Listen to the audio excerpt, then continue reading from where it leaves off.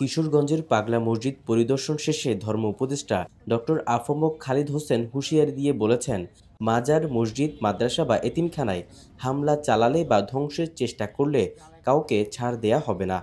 মামলা হলেই আইনশৃঙ্খলা বাহিনী তাদের গ্রেফতার করবে।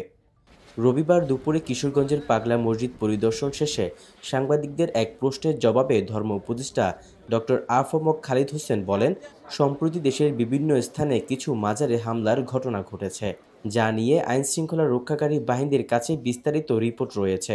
এ সময় মাজার ও মসজিদ কর্তৃপক্ষকে নিরাপত্তা জোরদারের আহ্বান জানিয়ে সিসিটিভি ক্যামেরা স্থাপনের পরামর্শ দেন তিনি।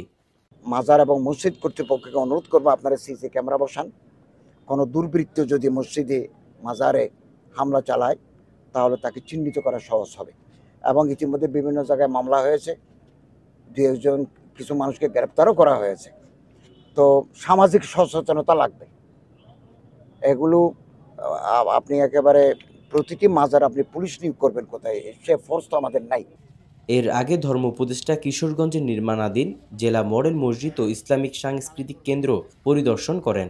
পরে পাগলা মসজিদ ও ইসলামিক কমপ্লেক্স ঘুরে দেখে মোতোয়াল্লিদের সাথে মতবিনিময় সভায় অংশ নেন।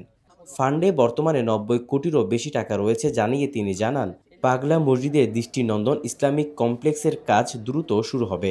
নির্বাচনের আগে তার ভিত্তিপ্রস্তর স্থাপনের প্রত্যাশা করেন তিনি।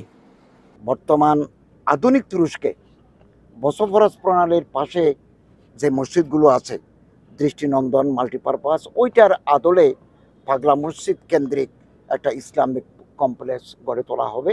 এবং এই মুহূর্তে পাগলা মসজিদের অ্যাকাউন্টে 90,64,00,00,000 টাকা জমা আছে।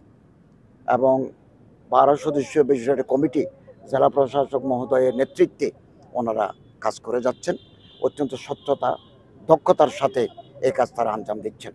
আমি আশা করছি অন্তর্বর্তীকালীন সরকার যতদিন আছেন, নির্বাচনের আগ মুহূর্ত পর্যন্ত, এই সময়ের মধ্যে আমি নিজে এসে এই কমপ্লেক্সের ভিত্তি স্থাপন করতে পারবো।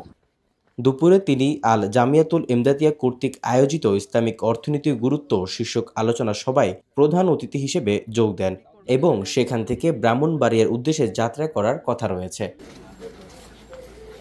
Desk report, Dhaka mail.